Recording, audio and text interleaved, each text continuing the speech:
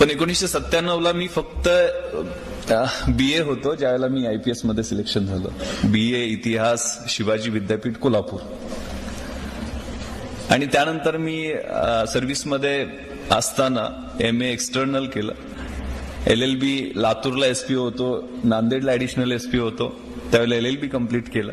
आणि ट्रेनिंगच्या पिरियडमध्ये उस्मानिया युनिव्हर्सिटी हैदराबाद मधून MBA कम्प्लीट केलं. आणि 1997ला वयाच्या 23व्या वर्षी एका वर्षी deputy collector, sales tax inspector आणि IPS, डेप्टी कलेक्टर आणि सेल्स टॅक्स इन्स्पेक्टर या MPSCतनं आणि IPSCतनं UPSC मधनं असं 3 पोस्ट एका वेळेला मिळालेल्या होत्या. त्यामुळे थोडासा माझा म्हणजे स्वतःची पाठ थोपटून घेत नाहीये, परंतु सांगण्याचा मनोदय आहे की कशा पद्धतीने या स्पर्धा परीक्षांना आपल्याला एकत्रित तयारी करता येते आणि काही कृत्या असतात, काही प्लॅनिंग असतात की जे तुम्हाला या वयामध्ये भविष्य काळासाठी उपयोगी पडू शकतील. माझं गाव हे खूप छोटं आहे. कोकरूड नावाचं गाव आहे शिराळा तालुक्यात. 32 शिराळा पण ऐकलं असेल. अगदी वारणेच्या कुशीत आणि सह्याद्रीच्या मुशीत वसलेलं हिरवगार असं देखणं गाव आहे. तिन्ही बाजूनं नदी जाते. लहानपण अगदी आंब्याच्या जांभळाच्या झाडावर जाणे, नदीला जाऊन मासे पकडणे, घरी आल्यानंतर म्हैशीच्या धारा काढणे, हे तुमच्यापैकी 70-80% मुलांचं जसं असेल तसंच माझं गेलेलं होतं. वडील नावाजलेले पैलवान, गावचे सरपंच, त्यामुळे लहानपणी त्यांची खूप इच्छा होती की मी चांगला पैलवान व्हावं. मी आता ताईंना हेच सांगत होतो की पोलिओची चर्चा चाललेली होती, तर त्यांनी मला लहानपणी आई आग्रह करत असताना पोलिओचा डोस देऊन दिला नव्हता की पैलवानाचा पोरगा आहे त्याला काय होतं. तर ते मला पोलिओचा ताप आलेला होता. सुदैवानं एका डॉक्टरच्या चांगल्या ट्रीटमेंटमुळे मी लवकर बरा झालो. वेळीच मला फायदा झाला. आणि असं शाळेत ज्यावेळेला जायला लागलो त्यावेळेला शाळेपेक्षा तालमीत जावं अशी त्यांची खूप इच्छा असायची. पण तालमीत गेलं तर एक संजय माने नावाचा पैलवान, आता तो कॉन्स्टेबल आहे, तो मला सारखा उचलून आपटायचा.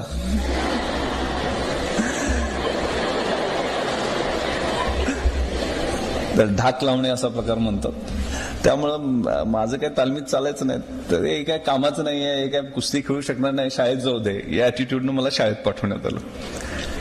शाळेत मात्र जरा थोडी पैलवानाचा मुलगा, सरपंचाचा मुलगा म्हणून दादागिरी चालायचीच. मग शाळेत गेल्यानंतर कुठं बसणार मी, तर वर्ग शिक्षिकेच्या खुर्चीवर. कारण शिक्षक तिरक्या डोळ्यानं बघायचे नाहीत, अरे पैलवानाचा पोरगा आहे, सरपंचाचा पोरगा, कशाला नादाला लागायचं त्याच्या. आणि नवीन एक बाई येणार होत्या, पण मी माझ्या नेहमीप्रमाणे स्टाईलमध्ये जाऊन खुर्चीत बसलेलो होतो. 6वीला होतो. अशीच कुणावर तरी दादागिरी चाललेली होती, छडी हातात होती माझ्या. त्या बाई आल्या, कदमबाई वर्गात आल्या, माझ्याकडे पाहिलं, मी का उभा राहिलो नाही, आल्या जवळ आणि कानाखाली 2 आवाज काढले. बाई म्हणाले, अरे विश्वास, तू स्वतःला काय समजतोस? सरपंचाचा मुलगा, पैलवानाचा मुलगा, असाच मोठा होशील, गावगुंड होशील, किड्यामुंगीसारखा जगशील आणि मरून जाशील. तुझं स्वतःचं अस्तित्व काय राहणार नाही. मला ते शब्द झोंबले. माझं स्वतःचं अस्तित्व काय? 6वीला होतो, वय वर्ष 7, 8, 10 असेल काय. आणि पटलं नाही मला की आपल्याला काहीतरी चुकतंय आपलं. घरी गेलो मी, वडिलांना म्हटलं मला शाळेत जायचं नाही, मला माझी ओळख बनवायची. अरे वडील म्हणे शाळा शिकूनच ओळख बनवता येते. म्हटलं मी शाळेत जाणार नाही मी इथल्या. मग कुठं जाणार? तालुक्याच्या ठिकाणी शाळेला जाणार म्हटलं. न्यू इंग्लिश स्कूल 32 शिराळा या ठिकाणी मला ऍडमिशन घेतलं. सकाळी बस पकडायची 8 वाजताची. 18 किलोमीटर असलं तरी रस्ते खूप कच्चे होते, त्यामुळे 1.5 तास लागायचा. परत संध्याकाळी 5च्या बसने यायचो परत. वडिलांचंही त्यावेळेला प्रमोशन झालं, ते पंचायत समितीचे सभापती झाले, जिल्हा परिषदेला निवडून येऊन. पण त्यांना मी सक्त बजावून सांगितलं की मला माझी स्वतःची ओळख बनवायची, तुम्ही माझ्या शाळेत यायचं नाही. आणि ते शेवटपर्यंत माझ्या शाळेत आले नाहीत. अनेक कार्यक्रमांना त्यांना बोलवण्यात आलं, पण ते आले नाहीत. 10वीचं वर्ष होतं. शिक्षकांचा रोल किती महत्वाचा असतो ह्या विद्यार्थ्यांसाठी सांगतो. 10वीचं वर्ष होतं. आमचे गायकवाड सर पीटीचे शिक्षक होते. त्यांना कळायचं की पोरगं हुशार आहे, 70-75% मार्क पडतायत, तर याला जाण्या येण्याचा वेळ खूप वाया जातोय. मग 17 किलोमीटर, 1 तास संध्याकाळी, 1 तास सकाळी. तर त्यांनी मला सांगितलं की तू विश्वास माझ्या घरी राहा, तुला काय घराचं भाडं द्यायचं असेल, मेसचं पैसे देत येतोस तर घरी माझ्या खर्चाला ते मी काय नाही म्हणत नाही, तुझा स्वाभिमान दुखवत नाहीये, पण तू घरी राहा, तुझा वेळ वाचेल, माझ्या घरात एक रूम आहे. ठीक आहे म्हटलं सर. जशी तुम्ही म्हणाल, पण सरांना एक सवय होती ती मला माहित नव्हती. ते पहाटे 3 वाजता उठायचे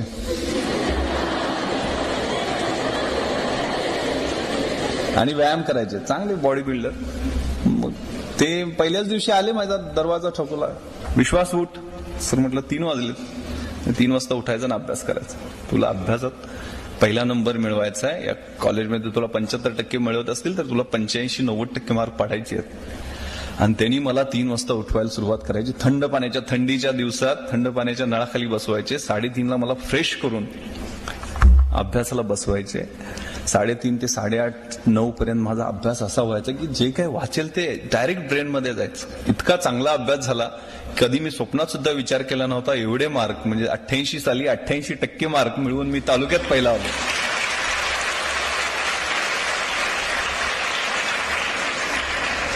फक्त गायकवाड सरांमुळं. मग सगळ्यांना जसं वाटत असतं त्यावेळेला मग 11वी-12वी सायन्स, मग व्होकेशनल इलेक्ट्रॉनिक्स, मग तो राजीव गांधींचा पिरियड होता की सगळ्यांनी इलेक्ट्रॉनिक्स इंजिनियर व्हायचं. मग माझ्याही मनात तसं घुसवण्यात आलं. मग मी 11वी सायन्सला कोल्हापूरला न्यू कॉलेजला ऍडमिशन घेतलं. पण 12वीला असताना अगदी स्कॉलर बॅच मध्ये चांगले मार्क्स पडत होते. असंच एक व्याख्यान आमच्या कॉलेजमध्ये आयोजित करण्यात आलेलं होतं. आमच्या कॉलेजचे भूषण गगराणी हे IAS मध्ये भारतात 3रे, आणि ते पण मराठी साहित्य आणि मराठी माध्यमातनं परीक्षा देऊन झालेले होते. हे आम्हाला पटलं नाही की ही कलेक्टर बनवणारी, SP बनवणारी एवढी मोठी परीक्षा ही मराठीतनं देता येते, मराठी साहित्य विषय घेता येतो. हे नवीन नवीन गोष्टी होत्या. मी, माझ्या शेजारी आनंद पाटील, माझा छोटा चुलत भाऊ, तो 11वीला होता, तिथं 2 जण बसलेलो होतो. की आपल्याला असं काय करता येईल का, आपल्याला ही परीक्षा देता येईल का, विचार एक ठिणगी पडली. मी म्हटलं आनंद, बघू आपण रिझल्ट लागल्यावर पाहू. पण 12वीला असतानाच असा विचार, तुमच्याच वयात म्हणजे 12वीतली 10वीतली मुलं आहेत, की वयाच्या 15व्या-16व्या वर्षी हा विचार यायला लागला की ही परीक्षा आपल्याला द्यायची, मग त्यासाठी काय लागतील ते तयारी करायची. कमी वयात निर्णय घेतल्याचा फायदा होतो. 12वीचा रिझल्ट लागला. मी आताच सांगितलं की मला 91 पॉईंट समथिंग म्हणजे 92%च्या जवळपास मार्क पडले. मात्र इलेक्ट्रॉनिक्स आणि मेकॅनिकल मिळत नव्हतं गव्हर्नमेंट इंजिनिअरिंग कॉलेजला, पण प्रोडक्शन, सिव्हिल, इलेक्ट्रिकल अनेक ब्रांचेसला ऍडमिशन मिळत होतं. आनंदचाही रिझल्ट लागला. त्याला MBBS ला मिळाला नाही, 89% त्याला मार्क मिळाले. त्याला BDS ला ऍडमिशन मिळत होतं. आम्ही 2 जण एकत्र बसलो आणि म्हटलं की आपण इंजिनिअरिंग मेडिकल करायचं नाही, आपण आर्ट्सला जायचं, BA ला ऍडमिशन घ्यायचं. कुठलेही सुज्ञ पालक किंवा आमचे आई वडील जर जास्त शिकलेले असते, वडील माझे 4थी शिकलेले होते, आनंदचे वडील 7वी शिकलेले होते, सुदैवाने ते कमी शिकलेले असल्यामुळे आमच्या निर्णयाला कोणी विरोध केला नाही. यांना करायचं ना, काय करायचं म्हणतात, IAS IPS नाही, डेप्टी कलेक्टर DYSP नाही तर फौजदारची परीक्षा तरी द्यायची, काहीतरी सिलेक्शन आपलं होईल, हा ठरवलेला होता, एक प्लॅन केलेला होता. इंग्रजीत एक म्हण आहे की if we fail to plan we plan to fail.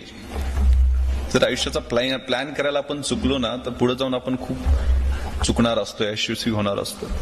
एक प्लॅन बनवला, एक ट्रॅप बनवला, आपल्या परस्मोर एक डू ऑर डाय अशी परिस्थिती निर्माण केली की आपल्याला ही 3 वर्ष आहेत ना कॉलेजची, ती व्यवस्थित प्लॅन करायची आहेत. हा शांततेचा काळ आहे. एक म्हण आहे इंग्रजीत, खूप खूप चांगली आहे, मराठीत भाषांतर सांगतो की जर शांततेच्या काळात जास्त घाम गाळला तर युद्धाच्या काळात तुम्हाला कमी रक्त सांडावं लागतं. हा तुमच्या आयुष्यातला शांततेचा काळ आहे, कॉलेजचा दिवस. या कॉलेजच्या दिवसामध्ये जेवढा घाम तुम्ही गाळाल, घाम म्हणजे काय शब्दशः अर्थ घ्यायचा नाहीये, अभ्यास करून, जिद्दीनं, तळमळून एक एक दिवस जर तुम्ही प्लॅन करून घालवला, तुम्हाला महिन्यात काय करायचंय, वर्षात काय करायचंय ठरवलंय. दंगा मस्ती करायचीच असते कॉलेजला, त्याबद्दल दुमत नाहीये. परंतु आपलं करिअर काय आहे, आपले आई वडील आपल्याला या ठिकाणी पाठवतात, थोडाफार आपल्या पोटाला चिमटा काढून त्यांनी पैसे बाजूला ठेवलेले असतात, त्या पैशाचं काहीतरी चीज करून दाखवायचं, हे जिद्दीनं ते पाठवत असतात. आपलं, आपल्या घराचं, आपल्या आई वडिलांचं, आपल्या शिक्षकांचं, या संस्थेचं नाव मोठं करायचं ही जिद्द तुमच्यामध्ये या वयामध्येच असते. आणि हे वय म्हणजे लात मारीन तिथं पाणी काढणारं वय असते. काय ठरवाल ती गोष्ट घडत असते. ते एक मोटिवेशन, स्वतःमध्ये एक किलिंग इन्स्टिंक्ट त्यावेळेला आम्ही बनवून घेतलं. आणि कॉलेजची माझी BA ची वर्ष होती. त्याचा प्लॅन, मग एनसीसीचे सर्टिफिकेट आपल्याला मिळवायचं आहे, एनसीसीच्या माध्यमातून शूटिंग कॉम्पिटिशन मध्ये आपल्याला गती आहे तर त्याचं गोल्ड मेडल युनिव्हर्सिटीपर्यंत तरी मिळालं पाहिजे. एनएसएसच्या माध्यमातून मास लिटरसी, रुरल रिकन्स्ट्रक्शनचे कॅम्प आयोजित करून त्यात भाग घेणं. पुस्तकं मिळवणं थोडंसं कठीण होतं कारण पुस्तक महागडी होती, एवढी मोठी संस्था आमची नव्हती. मग पुस्तकांसाठी काय करायचं तर गावात एक आम्ही स्टडी सेंटर बनवलं. स्टडी सेंटरच्या माध्यमातून ग्रामीण भागातली जेवढे काय संस्था, इकडं तर आपल्या वेस्टर्न महाराष्ट्रातच आमचं गाव येतं त्यामुळे सहकारी संस्थांचं जाळं होतं, त्यांच्याकडनं मदत जमा केली. आमच्या गावचे आमदार जे आता विधान परिषदेचे सभापती आहेत शिवाजीराव देशमुख साहेब, त्यांना ही कल्पना सांगितली की आम्हाला लायब्ररी बनवायची आणि लायब्ररीसाठी पैसे पाहिजेत. त्यांनी 1 लाख रुपये, मी असवायला होतो त्यावेळेला, आम्हाला मुख्यमंत्री सहायता निधीतनं मिळवून दिले. जवळजवळ 2-2.5 लाख रुपये आमच्याजवळ जमा झाले. त्यातली 1.5 लाखाची पुस्तकं आणि 1 लाखाची छोटीशी इमारत आम्ही बांधली. ती पुस्तकं 1.5 लाखाची म्हणजे वाघिणीचं दूध आम्हाला मिळालं आणि अभ्यासाला जिद्दीनं सुरुवात केली. काही माहित नव्हतं कशी परीक्षा देता येते, कुठं देता येते, काय पुस्तक वाचावे लागतात, काय करावं लागतं, काही माहित नव्हतं. पण त्या पुस्तकाच्या माध्यमातून सगळ्या दिशा कळायला लागल्या. महाराष्ट्र शासनाची SIC नावाची इन्स्टिट्यूट आहे मुंबईमध्ये, ते माहिती मिळालं. तर हे कॉलेजच्या तुमच्या वयात ह्या गोष्टी सुरू केल्या की आपल्याला अशा पद्धतीनं प्लॅनिंग करून यश मिळवायचं आणि त्यासाठी एक दिवसाचा एक रात्रीचा प्लॅन करायला सुरुवात केली. ग्रॅज्युएशनचा रिझल्ट, BA ला गोल्ड मेडल मिळालं युनिव्हर्सिटी लेवलला, परत मुंबईला SIC ला ऍडमिशन मिळालं. तिथं 6 महिने अभ्यास केला पण पहिल्या अटेम्प्टला प्रिलिम्सलाच नापास झालो. परत डिप्रेशन आलं. पण MPSCची परीक्षा दिलेली होती. आता हे तुम्हाला बऱ्याच मुलांना समजणार नाही पण MPSC UPSC प्रक्रियेत जी जाणारी मुलं आहेत त्यांच्यासाठी मी मॅडमना आणि सरांना म्हटलं होतं की वेगळं मी बसेन त्या 2-3 तास त्या मुलांना दिशा कशा पद्धतीनं देता येईल, कसा अभ्यास करायचा MPSC UPSCचा एकत्रित, त्याचा प्लॅन करावा लागेल. पहिल्यांदा MPSCची प्रिलिम पास झालो होतो. मुख्य परीक्षा, विषय कोणते निवडायचे हे कन्फ्युजन. तर नवीन विषय एक सोशॉलॉजी नावाचा घेतला ज्याची मला ABCD सुद्धा माहित नव्हती, पण 8 दिवसात अभ्यास करून सुद्धा मला 140 मार्क त्यात पडलेले होते 200 पैकी, जी खूप चांगला स्कोर मानला जातो. आणि रिझल्ट लागला. मुद्दामून ही गोष्ट मी सांगतोय, रिझल्ट लागला. मुख्य परीक्षेत मी पास झालेलो होतो. मग पास झालं म्हटल्यानंतर इंटरव्ह्यूचा कॉल आला. मग सगळे लोक पेपरला वाचलेलं असतंय, अफवा पसरलेले असतात की या परीक्षेसाठी पैसे द्यावे लागतात, डेप्टी कलेक्टर करायचं आहे, DYSP करायचं आहे, एवढी बॅग घेऊन गेल्याशिवाय काय होत नाही, एवढा मोठा वशील असल्याशिवाय काय होत नाही. मलाही असं सांगण्यात होतं. त्यावेळेला तर मी 95 साली ज्यावेळेला पास होलो, नुसतं पासआउट झालेलो होतो, 21-22 वर्ष वय होतं. जेवढे काय सांगतील ते पटण्याचा मोह व्हायचा. पण मी ठरवलेलं होतं की आपल्याला भरपूर, यावेळेला नाही झालं तर पुढच्या वेळेस. पण घरी येऊन काही लोकांनी सांगितलं, मधले काही दलाल भेटत असतात, तुमच्या मनामध्ये या गोष्टी क्लिअर असल्या पाहिजेत की असं त्याच्याशिवाय होत नाही, वशिला लावल्याशिवाय होत नाही, पैसे दिल्याशिवाय होत नाही. चुकीचे समज वारंवार बिंबवून सांगितलं ते आपल्याला पटतं. आणि त्यासाठी मला माहित नसताना घरच्यांनी बरीचशी अरेंजमेंट करण्याचा प्रयत्न केला. मी ज्यावेळेला इंटरव्ह्यूला गेलो त्यावेळेला मला 2-3 वाक्यांमध्ये बाहेर घालवण्यात आलं की Vishwas, you are too young to join the service. म्हणजे 21 वर्ष वय होतं माझं, 1973चा जन्म आहे. आणि त्यांनी लिटरली माझा 5 मिनिटात इंटरव्ह्यू संपवला.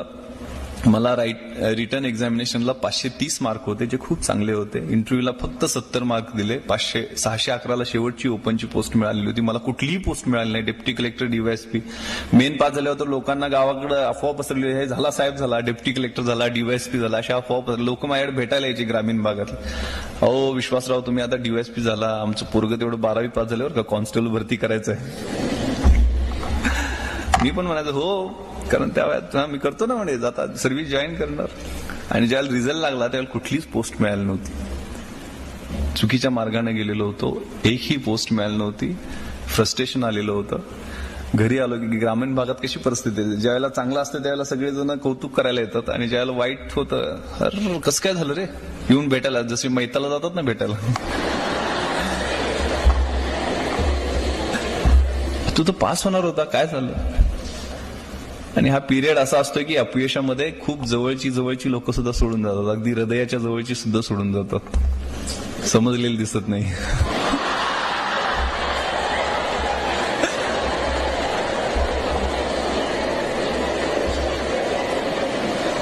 त्यामुळं एक बॅड पॅच, 1996 वर्ष मी बॅड पॅच मानतो की असा वाईट अनुभव आल्यामुळं मी ठरवलं की मला स्वतःच काय जमणार नाही आता. त्यावेळेला जिल्हा परिषदेची इलेक्शन पण लागलेली होती. वडील ऑलरेडी जिल्हा परिषद मेंबर होते. त्यांना म्हटलं की मला काही अभ्यासाचं जमणार नाही, मला काही जिल्हा परिषद तिकीट मिळवून देताय का बघा, माझं वय भरतंय आता. तर वडिलांनी खूप चौथी शिकलेले होते पण खूप समंजस, सरळ मार्गी.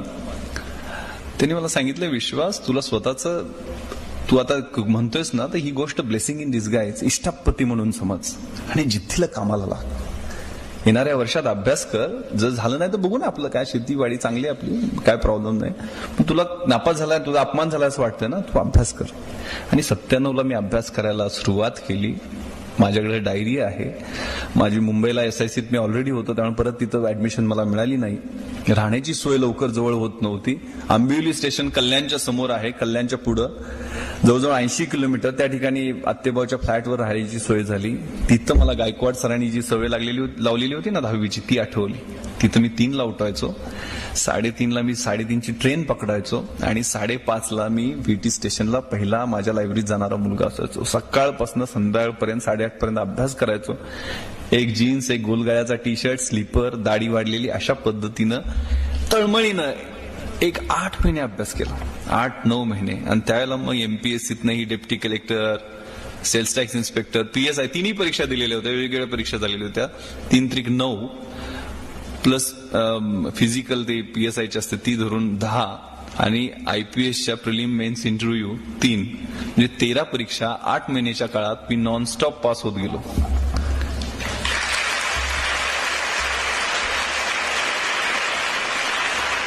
सांगण्याचा उद्देश मी खूप मोठ्या परीक्षा पास झालो, खूप कमी वयात झालो हा नाहीये. हे वर्ष तुमच्या आयुष्यात येऊ शकतं. त्यासाठी ती जिद्द, ती इच्छाशक्ती, ती किलिंग इन्स्टिंक्ट तुमच्यामध्ये ऑलरेडी असते.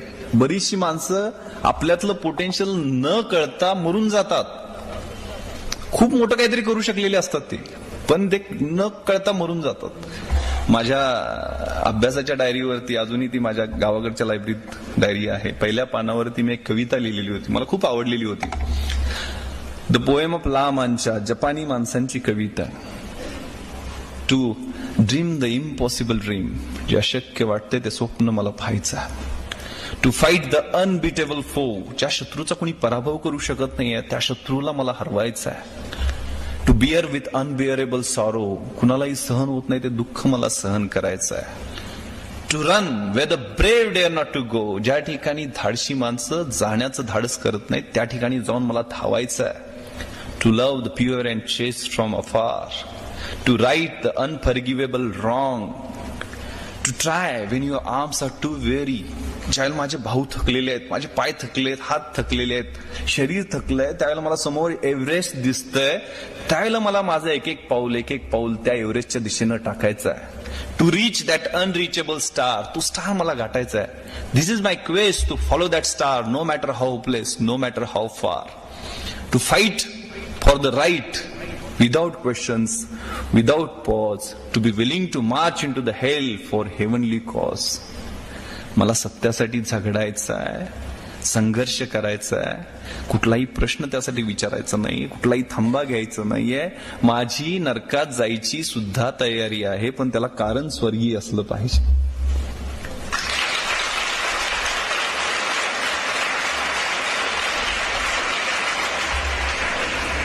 ही इच्छाशक्ती त्या अभ्यास करताना समोर होती.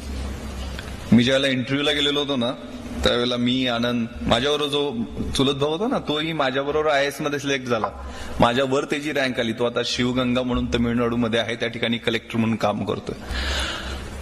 आम्ही ज्यावेळेला इंटरव्ह्यूला धोलपूर हाऊसमध्ये दिल्लीला गेलेलो होतो, त्यावेळेला आमच्याबरोबर एक विकास जैन नावाचा मुलगा होता. तो बीटेक फ्रॉम IIT पवई आणि MMS from IIM Ahmedabad. BTech MMS ही खूप मोठी डिग्री आहे. म्हणजे तिथं फायनल इयरला असतानाच अमेरिकेतनं दर महिन्याला $1,00,000-2 लाख रुपये पगाराचे कॉल येतात.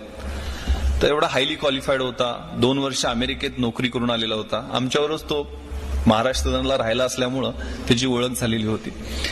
तर इतका स्मार्ट मुलगा, 6 फूट उंच, गोरापान, देखना, 3 पीस सूट मध्ये असायचा. इंग्रजी एवढं शुद्ध आणि चांगलं बोलायचा की इकॉनॉमिक्सचे इतके कन्सेप्ट क्लिअर की त्याचं ऐकत बसावं असं वाटायचं, एवढं चांगलं बोलायचं. आनंदला म्हटलं की अरे आपलं काम नाही आहे हे, अशा मुलांसाठीच IAS IPS आहे, आपलं काय जमणार नाही इकडं, आपण जाऊन कॉन्स्टेबल भरती लईत लई PSI होऊ शकतो. आनंद म्हणे आता परीक्षा देऊन पास होऊन आलोय तर ही इंटरव्ह्यू देऊन तेवढं जाऊ. म्हणजे ज्यावेळेला मग आम्ही इंटरव्ह्यूला एकाच महाराष्ट्रातले असल्यामुळे एका ग्रुपमध्ये होतो. विकासचा अगोदर नंबर आला आणि त्यात आम्हाला अचानक पॅनल डिक्लेअर होतात. MPSCचे पॅनल अगोदर कळतात आपल्याला कुठलं पॅनल आहे, पण UPSCचे पॅनल तुम्हाला 7 पॅनल्स एका वेळेला बसले असं कुठल्या पॅनलला जायचं ते अचानक डिक्लेअर होतं. लेफ्टनंट जनरल सुरेंद्रनाथ, जे ABSM PBSM असेच गोरेपान उंच इंग्रजी अधिकाऱ्यासारखे असणारे अधिकारी, आणि त्यात आमचं मीडियम मराठी होतं. आणि त्यांनी असं लोकल लँग्वेज मध्ये बोलणाऱ्या मुलांच्या विरुद्ध चांगलं ऍटिट्यूड नाही असं मी अगोदरच ऐकलेलं होतं. तर आम्ही अजून घाबरलो की आपलं कसं होणार. आणि हा विकास आमच्या अगोदर कॉन्फिडन्सनं इंटरव्ह्यूला गेला, स्मार्टली आतमध्ये गेला. साधारण एक 15 मिनिटांनी तो बाहेर आला, त्यावेळी घामानं डबडबलेला होता. असा टाईची नॉट सोडत, अरे बोगस इंटरव्ह्यू, काय फालतूमध्ये माझी 2 वर्ष वाया गेली, हीच अमेरिकेत घालवली असती तर माझे 30-40 लाख रुपये बँक बॅलन्स झाला असता. म्हणे चला मी चाललो परत म्हणून. तर म्हटलं याची अशी परिस्थिती झाली तर आपलं काय होणार. कारण टाईची नाट सुद्धा बांधता येत नव्हती. मग ते स्काउटला असायचा तो पट्टीचा टाय, तो घालून घेण्याचा प्रयत्न केला, पण तो पण चांगला दिसणार नाहीये.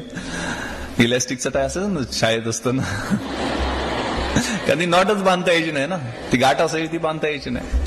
मग ते काय काढूनच टाकला आम्ही, तसंच शर्ट पॅन्ट इन शर्ट, एक ऑक्सफर्डचे शू, त्याच्या पलीकडे काय नाही. घाबरत घाबरत आतमध्ये गेलो. मे कम इन सर म्हणून आतमध्ये गेलो.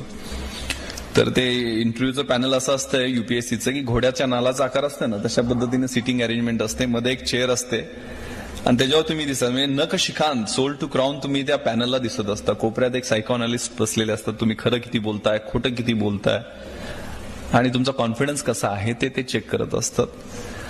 आणि माझ्या शेजारी कुलकर्णी मॅडम एक होत्या. म्हणजे त्यांनी पॅनलनी इंग्रजीत प्रश्न विचारायचा, मॅडमनी मराठीत करून मला सांगायचा, मी मराठीत उत्तर द्यायचं, मॅडमनी इंग्रजीत करून त्यांना सांगायचं.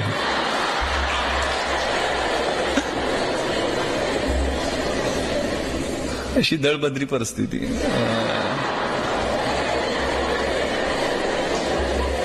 तर लेफ्टनंट जनरल सुरेंद्रनाथनी सुरुवात केली. Vishwas, why don't you speak in English. मराठीत सांगतो आता सगळ्यांना, गावाकडचीच पुरात मायासारखीच असणं त्यावेळेचं मी. तू इंग्रजीत का बोलत नाहीस, तुझं माझं थेट संभाषण होईल, there will be direct communication. मी म्हटलं sir I am from rural background, मी खेड्यातला आहे, प्लीज मला मराठीत बोलू दे, मी कम्फर्टेबल फील करेल. ते म्हणे Vishwas you try in broken English, मोडक्या तोडक्या इंग्रजीत बोलू म्हणे. म्हटलं sir okay I try my best. म्हटलं सर मी माझा प्रयत्न करतो. त्यांनी विचारलं Vishwas you have been graduated, 94 मध्ये ग्रॅज्युएट झालायस, 3 वर्ष तू काय कर, व्हॉट आर यू डुईंग. मी उत्तर दिलं sir I have established one competitive study centre at my village which works for the upliftment of the rural youth as well as for disseminating rational and viable ideas in rural folks. ते चाट पडले, अरे you speak very good English. पण तेवढंच उत्तर मी पाठ करून ठेवलेलं होतं.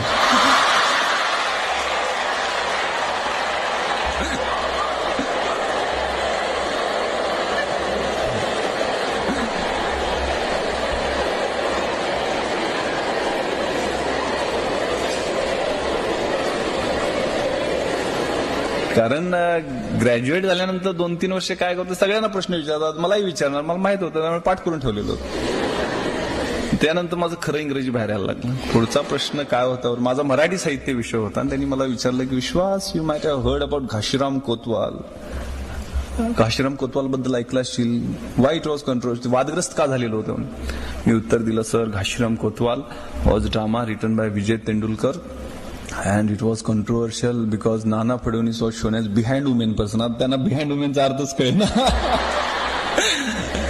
मग त्या मॅडमनं मी सांगितलं स्त्री लंपटचं भाषांतर करून द्या, मग त्यांनी वुमनायझर म्हणून भाषांतर. म्हणजे असं माझं जमेल तसं पुढे ढकलायला लागला. पण माझ्या एरिया ऑफ इंटरेस्ट मध्ये ज्या वेळेला इंटरव्ह्यू आला, माझा छंद जो होता तो organising rural youth for mass development, ग्रामीण भागातील युवकांचं रचनात्मक कार्यक्रमांसाठी संघटन.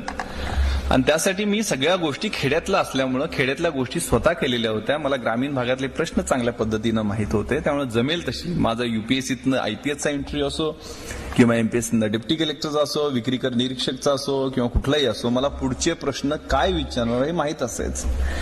कारण मी त्याचा प्लॅन केलेला होता. आपल्याला याचा सब क्वेश्चन्स हा असू शकतो. शूटिंगच्या संदर्भात सगळी तयारी केलेली होती. त्यामुळे मला सगळे प्रश्न, उपप्रश्न जे अपेक्षित होते ते विचारले गेले. जसे जमतील तसे मराठी, हिंदी, इंग्रजीत ते प्रश्नांची उत्तरं मी दिली. शेवटचा प्रश्न त्यांनी विचारला होता तो खूप मला महत्वाचा वाटतो आणि मला त्यांनी मार्क जास्त दिले असतील असं वाटतं. त्यांनी हिंदीत विचारलेलं होतं लेफ्टनंट जनरल सुरेंद्रनाथनी कि विश्वास इस दुनिया में तुम क्यों आए हो, इस दुनिया में आने का तुम्हारा मकसद क्या. तर काय उत्तर, मी तर स्वतःहून आलेलं नाही, आईवडिलांनी आणलं. काय उत्तर द्यावं. काय म्हणजे कलेक्टर झालो तर ग्रामीण भागातले प्रश्न सोडवेन, लोकांच्या समस्या सोडवेन, गरिबांचे अश्रू पुसण्याचं काम करेन, असं काहीतरी उत्तर दिलं असतं तर ते बोगस नकली वाटलं असतं. मी क्षणभर माझ्या भूतकाळाकडे पाहिलं. मला बाहेर बसलेला आनंद दिसला. तोही इंटरव्ह्यूसाठी आलेला होता. भूतकाळाकडे पाहिलं, पूर्ण भूतकाळाचं पुनर्विलोकन केलं आणि उत्तर दिलं. Sir, I have come here to struggle. मी या ठिकाणी संघर्ष करायला आलोय. आतापर्यंत प्रतिकूल परिस्थितीशी संघर्ष करत इथंपर्यंत पोहोचलोय आणि इथं तुम्ही मला जर सिस्टम मध्ये येण्याची संधी दिली तर सिस्टम मधल्या वाईट गोष्टींच्या विरुद्ध संघर्ष करायची इच्छा आहे. ते उत्तर त्यांना अपील झालं. आणि ज्या ठिकाणी मी म्हटलं होतं ना मगाशी, विकास जैन, अमेरिकेतली बीटेक MMS हायली क्वालिफाईड, मी BA इतिहास शिवाजी विद्यापीठ कोल्हापूर. तो हायली क्वालिफाईड मुलगा, त्याला पहिला प्रश्न विचारला की तू अमेरिकेतली 2 लाख रुपये पर महिन्याची नोकरी सोडून इथं 10,000 रुपये पर महिन्याची नोकरी पकडायला कशासाठी आलास. त्याला त्याचं उत्तर व्यवस्थित देता आलं नाही. त्याच्या इंटिग्रिटीबद्दल, त्याच्या ऑनेस्टीबद्दल, त्याच्या प्रामाणिकपणाबद्दल क्वेश्चन मार्क तयार झाला. आणि पुढचे त्याला प्रश्न विचारले की तुझ्या टाइम मध्ये इन्ग्रेडियंट्स कोणते आहेत, त्यात नायलॉन किती % आहे, पॉलिस्टर कसं किती % आहे, मग ते टेरिलिन कसं बनवतात. म्हणजे अतिशय इरिलेव्हंट, असंबद्ध प्रश्न त्याला विचारले गेले आणि जाणीवपूर्वक त्याचा इंटरव्ह्यू फ्लॉप करण्यात आला. 300 पैकी त्याला 80 मार्क होते. त्या ठिकाणी मला महाराष्ट्रात 1997ला सगळ्यात जास्त 210 मार्क दिलेले आहेत.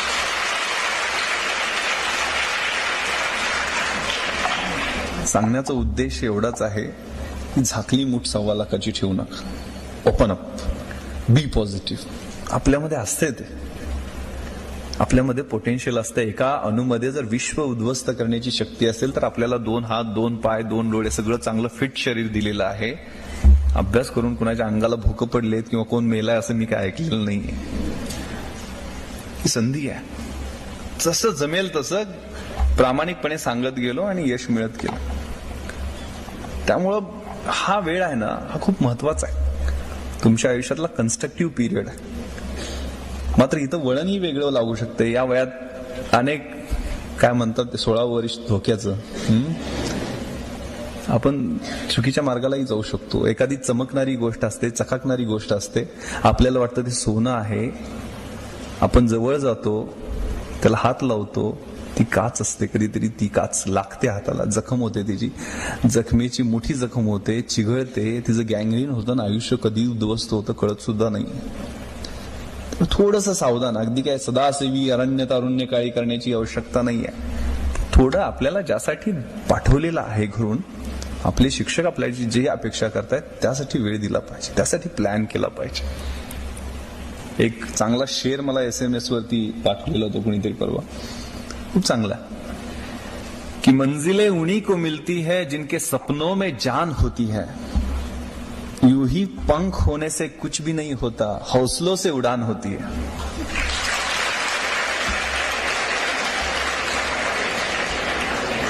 तुमच्यातला हौसला, तुमच्यातली जिद्द, तुमच्यातली इच्छाशक्ती, या गोष्टी तुमचं स्वप्न पूर्ण करणार आहेत. त्यामुळे प्लॅन करा. हेच वय आहे प्लॅन करण्याचं.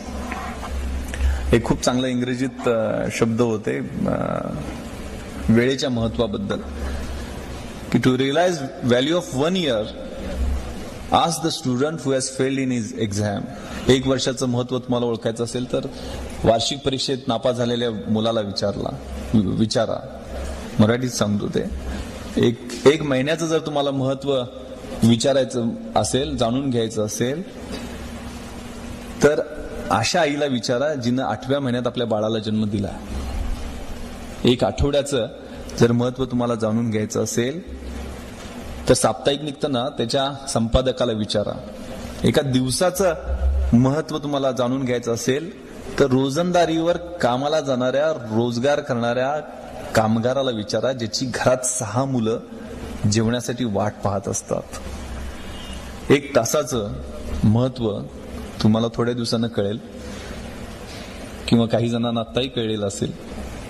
Ask the lovers who are waiting to meet.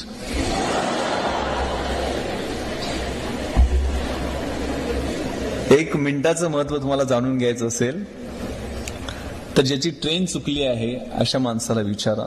1 सेकंदाचं महत्व तुम्हाला जाणून घ्यायचं असेल तर त्याचा नुकताच ऍक्सिडेंट चुकलाय ना, ऍक्सिडेंट मध्ये वाचलाय, त्याला विचारा. आणि सगळ्यात महत्वाचं, to realise value of 1 millisecond, सेकंदातल्या 10व्या भागाचं तुम्हाला महत्व जाणून घ्यायचं असेल तर ask the runner who has won silver medal in Olympics.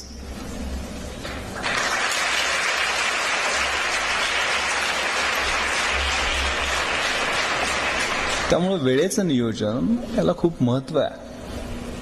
आपल्याला वाटतं की ही खूप मोठी मोठी माणसं झालीत, एवढं मोठं एम्पायर उभं करायला दादांना विचारा किती कष्ट लागले असतील. The heights of great men reached and kept were not attained by sudden flight, but while their companions were slept, they were toiling upwards in the night. जी काही उंची मोठी माणसं गाठतात ना, ती काही एका झेपेत मिळालेली नसते. तर ज्यावेळेला त्यांचे 6 अध्यायी बरोबरचे अभ्यास करणारे झोपा काढत असतात, त्यावेळेला रात्रभर तळमळून जागून अभ्यास करून ती उंची गाठण्यासाठी एक पाऊल त्यांनी पुढे टाकलेलं असतं. प्रयत्न सोडलेले नसतात. खूप आपल्या शाळेतल्या ओळी जर घेतल्या तर खूप चांगलं मोटिवेशन, मॅडमनी मोटिवेशन बद्दल सांगितलं म्हणून मी स्पेसिफिक सांगतो. खूप चांगली एक कविता शाळेत असताना होती की जब तक सफल न हो नींद की चैन त्यागो तुम, संघर्षों का मैदान छोड़कर मत भागो तुम, कुछ किए बिना जय जयकार नहीं होती, कोशिश करने वालों की हार कभी नहीं होती. ही कोशिश, प्रयत्नवाद, संघर्ष हे तरुणाईची ओळख. तरुणाई कसली आहे?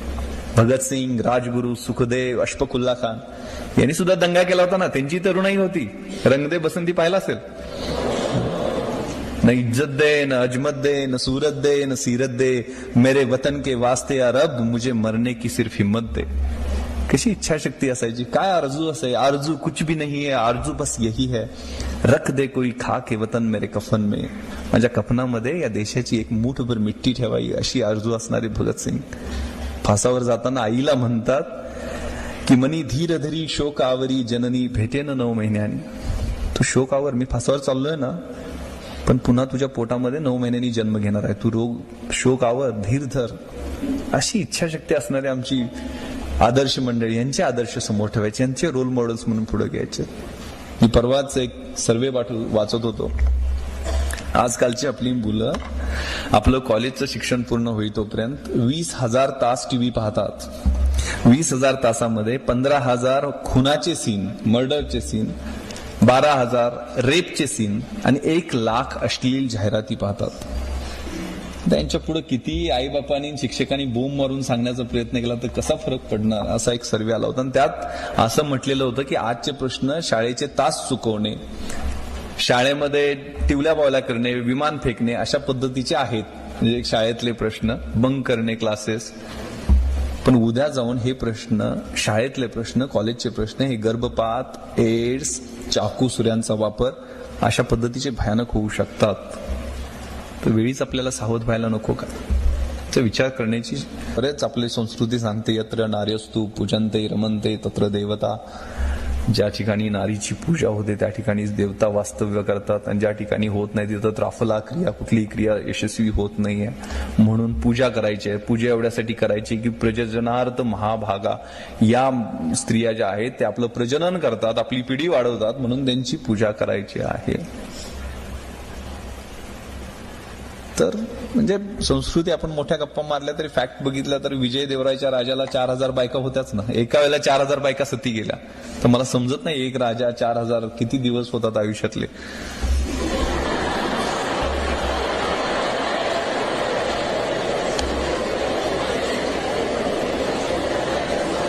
मोठ्या संस्कृतीच्या गप्पा आपण करतो. पिता रक्षती कौमार्य, भर्ता रक्षती यौवने, पुत्रो रक्षती वार्धक्ये, न स्त्री स्वातंत्र्य मर्हती, अशी काही सुभाषित असतात. सांगण्याचा उद्देश असाच आहे की आपलं जे स्वत्व आहे, व्यक्तिमत्व आहे, ते स्वतःहून बनवल्याशिवाय उद्या तारणारं कोणी नाहीये. स्वामी विवेकानंदांनी सुद्धा सांगितलं की no bird can fly with one wing. त्यामुळे स्त्रियांना जर पुरुषाच्या बरोबरीनं जपान, जर्मनी, US हे देश पुढे वेगानं का गेले, फिनिक्स पक्षासारखे ते मोठे का झाले, राखेतून का उभा राहिले, तर तिथं स्त्रिया आणि पुरुष एका वेळेला खांद्याला खांदा लावून या देशाच्या प्रगतीसाठी त्यांनी काम केलं. आमच्या बॅचमध्ये एक भारती जजोरिया नावाची मुलगी होती. आम्ही 56 पैकी 50 पुरुष आणि 6 मुली अशा पद्धतीनं आमची बॅच होती. 6 पैकी भारती जजोरिया एक. आमच्या वर्षाच्या शेवटी ॲक्वॅटिक मीट असते, म्हणजे पोहण्याच्या स्पर्धा, आणि त्याचे 9 गोल्ड मेडल असतात वेगवेगळ्या इव्हेंटचे. मग त्यात free style, best stroke, back stroke, butterflies अशा 50 मीटर, 100 मीटर अशा वेगवेगळ्या इव्हेंट होतात. तर भारती जजोरिया ही एका ट्रॅकमध्ये पोहत होती आणि 6 ट्रॅक इतर जे होते, ऑलिम्पिक साईजचा स्विमिंग पूल अकॅडमी मधला आमचा, त्या इतर 6 ट्रॅकमध्ये आम्ही 6 जण 6 पुरुष मंडळी दरवेळेला चेंज व्हायचे. प्रत्येक इव्हेंटला 50 मीटरला वेगळे, 100 मीटरला वेगळे, रिलेला वेगळे, म्हणजे प्रत्येक इव्हेंटला आम्ही वेगळे वेगळे व्हायचो. पण भारतीनं तो ट्रॅक सोडला नव्हता. ती एकटी प्रत्येक इव्हेंटमध्ये पोहत होती आणि त्या एकटीनं 9च्या 9 गोल्ड मेडल घेऊन गेली.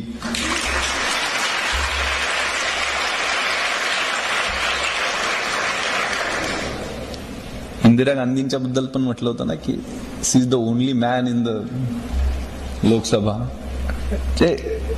सांगण्याचा उद्देश तिचं, ऑफकोर्स ती एका सिनियर IAS ऑफिसरची मुलगी होती. तिचे वडील चीफ सेक्रेटरी होते. लहानपणापासून तिला ते फिजिकल फिटनेस आणि ह्या गोष्टीचं वेड होतं. तिला तशा पद्धतीचं ते बॅकग्राऊंड मिळालेलं होतं. त्यामुळे ती जिंकली असेल. घुडसवारीमध्ये जो पुरुषांचा खेळ आहे अगेन, त्यातले सुद्धा सगळे गोल्ड मेडल ती घेऊन गेली आणि खूप चांगलं काम मध्य प्रदेशात ती आज करते. तर सांगण्याचा उद्देश की ही कल्पना चावला, ही भारती जजोरिया, ही मदर तेरेसा, ही मेधा पाटकर, या अशा कितीतरी आदर्श आपल्या समोर उभा आहेत की त्यांच्याकडे पाहून आपण काहीतरी करण्याची जिद्द आपल्यामध्ये तयार झाली पाहिजे. त्यामुळे पोटेन्शियल बाहेर काढण्यासाठी आवश्यकता. मी आता एका मुलीचा वडील असल्यामुळे जास्त माझं घरात मेजॉरिटी झाली, आई, बायको, मुलगी. सांगण्याचा उद्देश की आपलं स्वतःचं व्यक्तिमत्व बनवायचं आहे, यातलं पोटेन्शियल काढायचं आहे. माझ्या मुलीचा पहिला वाढदिवस होता 2002ला आणि 22 मे 2002. घरात खूप पाहुणे आलेले होते म्हणून लातूरला मी रेस्ट हाऊसला झोपायला गेलेलो होतो. जाताना युनिफॉर्म नेला नव्हता. जीन्स, टी शर्ट, सुदैवानं पिस्टल बरोबर घेतलेली होती. मध्यरात्री एक फोन आला मला एक PIचा तिथल्या चाकूरच्या की सर अशी अशी डेकॉयटी झालेली आहे आणि त्या डेकॉयटीमध्ये एका वृद्ध म्हातारीचा मर्डर केलेला आहे दरोडेखोरांनी आणि सर आपण या. तर मला टेन्शन आलं की त्या दिवशी संध्याकाळी पार्टी असणार वाढदिवसाची घरी. त्यात मी ते मगाशी जे सांडपाण्याचं उद्यान मी म्हटलं होतं SP ऑफिस समोर खूप 2 एकरमध्ये आम्ही बनवलेलं होतं आणि ते अभिषेक बच्चन आणि अजय देवगण त्या दिवशी लातूरला शूटिंगसाठी जमीन पिक्चर चाललेलं, त्यांनाही पार्टीत बोलवलेलं असतं. मग मीडियामध्ये येणार, पेपरवाले लिहिणार की SP पार्टीत बिझी, दरोडे, वृद्धेचा खून वगैरे. टेन्शन आलं मी की संध्याकाळचा कार्यक्रम कॅन्सल करायचा म्हणून मी सांगून 3 वाजताच कॉलेज गाडी होती, कॉलेजनं मी निघालो. शेतातनं पोहोचलो स्पॉटवर. त्यावेळेला मी पाहिलं की भयानक पद्धतीनं त्या वृद्धेचा खून करण्यात आलेला होता. मी येताना सगळी नाकाबंदी ऑलरेडी लावलेली होती आणि मला तेवढ्यात कॉल आला. 4:30 वाजले असतील. थोडंसं तांबडं फुटण्याची वेळ झालेली होती की सर या ठिकाणी 3 जण आम्हाला बघून पळायला लागलेले आहेत आणि ते नक्की दरोडेखोर असावेत आणि ते साधारण पानगाव म्हणून रेल्वे स्टेशन आहे त्या ठिकाणावरनं पळालेले आहेत. चोर तिथंच जाणार होते. नॅचरल कोर्समध्ये या गोष्टी होत्या म्हणून मी पण त्या बाजूनच निघालो. तर PI तांबारेचा कॉल आहे की सर माझी गाडी फसली आणि मी पळू शकत नाही कारण माझं वजन 120 किलो आहे. तर म्हटलं ठीक आहे कुठल्या दिशेने गेले सांग. मग मी त्यावेळेला फ्रेश ट्रेन होऊन पहिला चार्ज लातूरचा होता त्यामुळे मी आणि माझा बॉडीगार्ड आणि एक शेतकरी फकीर नावाचा 3 जण आम्ही त्या दिशेने गेलो. रस्ता दाखवायला त्या फकीराला घेतलेला होता. तर समोर आम्हाला ते, कारण लातूरला सगळा ओसाड भाग आहे, काय ऊस नाही काय नाही, सगळं वाळवंटा टाईप परिस्थिती. तर तिथनं लांब पळताना आम्हाला 3 जण दिसले. पाठलाग करायला सुरुवात केली. खाली उतरलो, गाडी काय जाऊ शकत नव्हती. मग पळत पळत त्यांच्या पाठीमागनं जसं जमेल तसं 14-15 किलोमीटर पळाल्यानंतर त्यांनी दगड फेकायला सुरुवात, कारण आम्ही सिव्हिल ड्रेसमध्ये होतो. मग स्वतःला वाचवण्यासाठी मी एक राऊंड फायर केला. त्यांच्या लक्षात आलं की पोलीसवाला असेल किंवा कुणाकडे तरी हत्यार आहे. मी एक राऊंड फायर हवेतच केलेला होता. मग त्यातला एक जण तिथंच लपला त्या झाडीमध्ये. मग तिथं लपलाय लक्षात 2 जण पुढे पळाले. तर तिथं लपलेल्या माणसाचा आम्ही शोध घेतला आणि त्याला पकडला तिथं. आणि बाकी 2 पळाले तर सुटका. पण पुढच्या 2 सेक्टरमध्ये आम्ही परत चेकिंग लावलेलं होतं. बीड जिल्ह्यात सुद्धा लोकांना सांगितलेलं होतं की असे चोर पळालेले आहेत. आणि त्यांना तिथं एन सर्कल पुढच्या एका पोलीस स्टेशनच्या हद्दीत करण्यात आलं. पोलीस आणि लोकांनी एन सर्कल केलं. त्यावेळेला तिथला एक जण सापडला आणि दुसऱ्या जण पळून जातं. सापडताना त्यानं दगड फेकायला सुरुवात केली. मला पोलिसांच्या ताब्यात देऊ नका म्हणत एक शेजारी विहीर होती, 150 फूट खोल विहीर होती, त्याच्यात उडी मारली. जागेवर खलास झाला, कारण विहिरीत पाणी अर्धा फूट सुद्धा नव्हतं. त्याला बाहेर काढलं. त्यावेळेला त्या वृद्धेनं प्रतिकार केला होता. त्याची इतर लक्षणं दिसली. एवढी मोठी मी गोष्ट सांगितली एवढ्यासाठी की मी तिथं स्पॉटवर इमिडिएटली गेलो, कारण बीड जिल्ह्यात होतं, तिथं मृत्यू झालेला होता. परत ह्युमन राईट कमिशन इतर एन्क्वायरी सुरू होणार म्हणून इमिडिएटली मी स्पॉटवर गेलेलो होतो, व्हिडिओ शूटिंग वगैरे करायचं म्हणून त्या मॅटरचं. आणि येताना मी ते एक दरोड्याचं स्पॉट तर ते मृत्यू झालेल्याचा स्पॉट या दोन्ही मधलं अंतर मोजलं तर ते 54 किलोमीटर होतं. नॉनस्टॉप हे दरोडेखोर 3 टप्प्यामध्ये 3 टीमनं पाठलाग करत असताना 54 किलोमीटर 1.5 तासात जवळजवळ पळालेले होते. यांना जर ऑलिम्पिकला पाठवलं असतं तर गोल्ड मेडल घेऊन आले असते. किती जबरदस्त शक्ती असते आपल्यामध्ये, किती जबरदस्त पोटेन्शियल असते. दुर्दैवानं एक विशिष्ट समाजाचे ते लोक होते ज्यांच्याकडे आपण तिरस्कारानं पाहतो. लिंबाराम सारखा एखादा धनुर्धर त्याच समाजात येतो. सांगण्याचा उद्देश असा आहे की आपल्यातलं पोटेन्शियल एवढं चांगलं इन्फ्रास्ट्रक्चर, एवढं चांगलं वातावरण, लायब्ररी, इतक्या चांगल्या सोयी असणारी एवढी संस्था, हे तुमचं भाग्य आहे. तुम्ही योग्य ठिकाणी योग्य काळामध्ये योग्य वयामध्ये आलेला असता. रवींद्रनाथ टागोरांनी एक कविता लिहिलेली होती ज्याची भाषांतर CD देशमुखांनी केलेलं होतं की असशी जेते आताच तेते काम हातीची सोडू नको, नव्या प्रदेशात धुंडुनी काढीन स्वप्न सुखी अळसू नको, घरापासची कर्मभूमी ती टाक नांगरुणी पांगू नको. ही कर्मभूमी आहे. हे शारदा नगरचं शैक्षणिक संकुल ही तुमची कर्मभूमी आहे. तिथं नांगरून तिथं आपल्याला सोनं पिकवायचं आहे. हे तुमच्या मनामध्ये असलं पाहिजे. आणि त्यासाठी उठा, जागेवार. विवेकानंदांनी सांगितल्यामुळं प्रमाण rise awake stop not till the goal is achieved. आणि कामाला लागा, अभ्यासाला लागा. अशक्य कुठलीही गोष्ट नाहीये. आणि हे या वयातच आयुष्यात जन्म एकदाच मिळतो ना. आपले राष्ट्रपती सांगतात low aim is a crime. कमी ध्येय ठेवणं हा गुन्हा आहे. आणि नेहमी there is always a room at the top. उंचीवरती आपल्यासाठी जागा राखीव असते. तर मोठं ध्येय ठेवा आणि ध्येय गाठण्यासाठी सर्व जिद्दीने प्रयत्न करा. मला वाटतं माईकला कंटाळाला. थांबतो. जय हिंद, जय महाराष्ट्र.